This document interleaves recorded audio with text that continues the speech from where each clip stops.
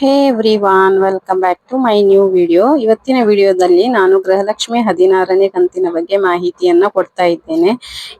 ಎಲ್ರೂ ಕೂಡ ಸ್ಕಿಪ್ ಮಾಡದೆ ಕೊನೆ ತನಕ ನೋಡಿ. ಮತ್ತೆ ಯಾರೆಲ್ಲ ನನ್ನ ಚಾನೆಲ್ ಸಬ್ಸ್ಕ್ರೈಬ್ ಮಾಡಿಲ್ಲವೋ ಅವರೆಲ್ಲ ಸಬ್ಸ್ಕ್ರೈಬ್ ಮಾಡಿ ಮತ್ತೆ ಲೈಕ್ ಮಾಡುವ ಮೂಲಕ ಸಪೋರ್ಟ್ ಮಾಡಿ.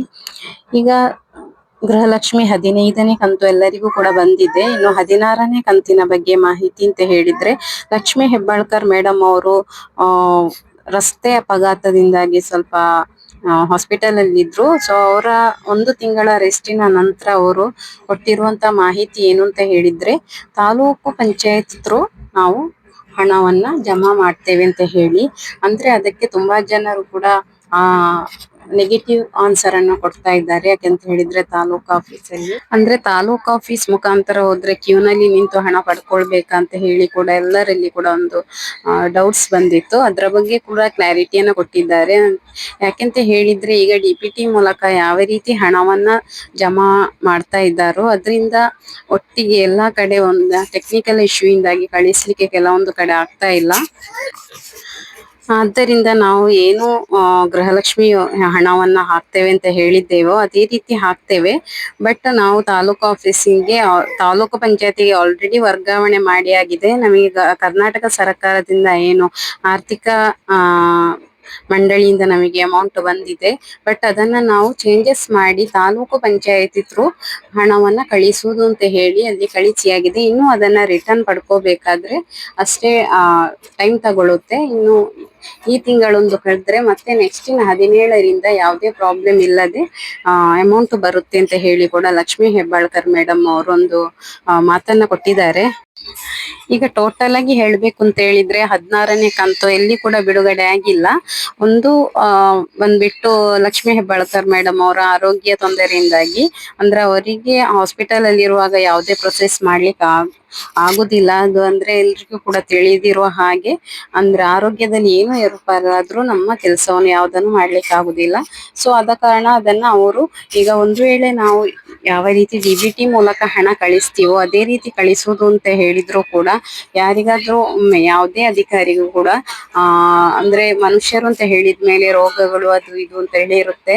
ಆವಾಗ ಜನರಿಗೆ ತೊಂದರೆ ಆಗ್ಬಾರ್ದು ಅಂತ ಹೇಳಿ ತಾಲೂಕ್ ಪಂಚಾಯತ್ ಮುಖಾಂತರ ನಾವು ಹಣವನ್ನ ಜಮಾ ಮಾಡ್ತೇವೆ ಅಂತ ಕೇಳಿ, ಅಂದ್ರೆ ಆಯಾಯ ತಾಲೂಕಿಗೆ ಅದನ್ನ ವಹಿಸಿಕೊಟ್ಟಿದ್ರು. ಬಟ್ ಅದು ಯಾವುದೋ ಟೆಕ್ನಿಕಲ್ ಇಶ್ಯೂ ಇಂದ ಆಗದ ಕಾರಣ ಅದನ್ನ ವಾಪಸ್ ಮೊದಲಿನ ರೀತಿಯಲ್ಲಿ ಯಾವ ರೀತಿ ರಾಜ್ಯ ಸರ್ಕಾರದಿಂದಲೇ DBT ಮೂಲಕ ಹಣ ವರ್ಗಾವಣೆ ಆಗುತ್ತಿತ್ತು ಅದೇ ರೀತಿ ವರ್ಗಾವಣೆ ಮಾಡಲು ವಾಪಸ್ ಪಡೆಯಲು ಕೂಡ ಅಷ್ಟೇ ಟೈಮ್ ತಗೊಳುತ್ತೆ ಅಂತ ಹೇಳಿ ಅವರು ಸ್ಪಷ್ಟನೆಯನ್ನೇ ನೀಡಿದ್ದಾರೆ. ಯಾವಾಗ್ಲೂ ತಿಂಗಳು ಮೊದಲನೇ ವಾರದಲ್ಲೇ ಮಾಧ್ಯಮದವರು ಲಕ್ಷ್ಮಿ ಹೆಬ್ಬಾಳ್ಕರ್ ಮೇಡಮ್ ಅವರಿಗೆ ಕ್ವಶನ್ ಅನ್ನ ಮಾಡ್ತಾ ಇದ್ರು. ಯಾವಾಗ ಹಣ ಬಿಡುಗಡೆ ಮಾಡ್ತೀರಾ, ಯಾವಾಗ ಗೃಹಲಕ್ಷ್ಮಿ ಹಣವನ್ನ ಬಿಡುಗಡೆ ಮಾಡ್ತೀರಾ, 15ನೇ ಕಂತು ಆಲ್ರೆಡಿ ಬಂದಿದೆ, 16ನೇ ಕಂತು ಯಾವಾಗ ಬಿಡುಗಡೆ ಮಾಡ್ತೀರಾ ಅಂತ ಹೇಳಿ ಕೂಡ. ಈ ಸಲ ಮಾತ್ರ ಅವರ ಆರೋಗ್ಯದ ತೊಂದರೆಯಿಂದ ಅದನ್ನ ಕೇಳಲಿಕ್ಕೂ ಕೂಡ ಅಂದ್ರೆ ಯಾವುದೇ ಅವಕಾಶ ಇರ್ಲಿಲ್ಲ. ಮತ್ತೆ ಅವರು ಯಾವುದೇ ರೀತಿ ಮಾಧ್ಯಮದವರೊಂದಿಗೆ ಕೂಡ ಮಾತಾಡ್ತಿರ್ಲಿಲ್ಲ. ಸೊ ಇವಾಗ ಅವರು ಎಲ್ಲಾ ಕ್ವಶನ್ಗೆ ಕೂಡ ಆನ್ಸರ್ ಅನ್ನ ಮಾಡಿದ್ದಾರೆ. ಅಂತ ಹೇಳಿದ್ರೆ ಗೃಹಲಕ್ಷ್ಮಿ ಆದಷ್ಟು ಬೇಗ 16ನೇ ಕಂತು ಬಿಡುಗಡೆ ಆಗುತ್ತೆ. 16 ಮತ್ತೆ 17ನೇ ಕಂತು ಕೂಡ ಒಟ್ಟಿಗೆ ಬಿಡುಗಡೆ ಆಗುವಂತಹ ಚಾನ್ಸಸ್ ಕೂಡ ಇದೆ. ಯಾಕೆಂತ ಹೇಳಿದ್ರೆ ಈಗ ಬಂದಿರುವ ಟೆಕ್ನಿಕಲ್ ಇಶ್ಯೂ ಅದು ಕರೆಕ್ಟ್ ಆದ ಕಾರಣ. ಟೆಕ್ನಿಕಲ್ ಇಶ್ಯೂ ಅಂತ ಹೇಳಿದ್ರೆ ತಾಲೂಕು ಪಂಚಾಯತಿಯಿಂದ ಪುನಃ ರಾಜ್ಯ ಸರ್ಕಾರ ಯಾವ ರೀತಿ ಮೊದಲು ಬರ್ತಾ ಇದೆ ಅಮೌಂಟ್ ಆ ರೀತಿ ಟ್ರಾನ್ಸ್ಫರ್ ಮಾಡ್ಲಿಕ್ಕೆ ಸ್ವಲ್ಪ ಸಮಯ ತಗೊಳುತ್ತೆ. ಮತ್ತೆ ಅದು ಕಂಟಿನ್ಯೂ ಆಗಿ ಅದೇ ರೀತಿಯಲ್ಲಿ ಅಮೌಂಟ್ ಬರುತ್ತಾ ಇರುತ್ತೆ. ಮತ್ತೆ ಪಿಂಚಣಿ ಯೋಜನೆ ಏನಿದೆ ಅದು ಫೆಬ್ರವರಿ ತಿಂಗಳದ ಅಮೌಂಟ್ ಆಲ್ರೆಡಿ ಬಂದಿದೆ. ಸೊ 15ರ ಒಳಗೆ ಯಾವಾಗ್ಲೂ ಬರುವಂತದ್ದು. ಅದೇ ರೀತಿ ಎಲ್ಲ ಕೂಡ ಬಂದಿರುವಂತಹ ಮಾಹಿತಿ ಇದೆ. ಅಂದ್ರೆ ಒಂದು 43% ಜನರಿಗೆ ಅಮೌಂಟ್ ಬಂದಿದೆ.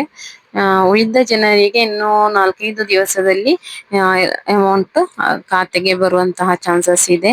ಇನ್ನು ಗೃಹಲಕ್ಷ್ಮಿ 16ನೇ ಕಂತಿಗೆ ಸಂಬಂಧಪಟ್ಟ ಹಾಗೆ ಹಣ ಮಹಿಳಾ ಮತ್ತು ಮಕ್ಕಳ ಇಲಾಖೆಯಿಂದ ಬಿಡುಗಡೆಯಾಗಿ 15 ದಿವಸ ಆಗಿದೆ. ಆದ್ರೂ ಕೂಡ ಗೃಹಲಕ್ಷ್ಮಿ 16ನೇ ಕಂತು ಫಲಾನುಭವಿಗಳ ಖಾತೆಗೆ ಯಾಕೆ ಬಿಡುಗಡೆ ಆಗ್ತಿಲ್ಲ ಅಂತ ನೋಡಕ್ ಹೋದ್ರೆ, ಈಗ ನೇರವಾಗಿ ಸರ್ಕಾರದಿಂದ ಎಲ್ಲಾ ತಾಲೂಕು ಪಂಚಾಯತಿಗೆ ಬಿಡುಗಡೆ ಮಾಡಿ ಅಲ್ಲಿಂದ ಮಹಿಳಾ ಮತ್ತು ಮಕ್ಕಳ ಅಭಿವೃದ್ಧಿ ಇಲಾಖೆಗೆ ಹಣವನ್ನ ತೆಗೆದುಕೊಳ್ಳುವಂತಹ ಪ್ರೋಸೆಸ್ ಅನ್ನ ಬದಲಾವಣೆ ಮಾಡಿರುವುದರಿಂದ ಹಣವನ್ನು ಬಿಡುಗಡೆ ಮಾಡಲು ಇಷ್ಟು ಲೇಟ್ ಆಗ್ತಾ ಇದೆ ಅಂತೇಳಿ ಸಚಿವೆ ಲಕ್ಷ್ಮಿ ಹೆಬ್ಬಾಳ್ಕರ್ ಮೇಡಮ್ ಅವರು ಹೇಳಿದ್ದಾರೆ.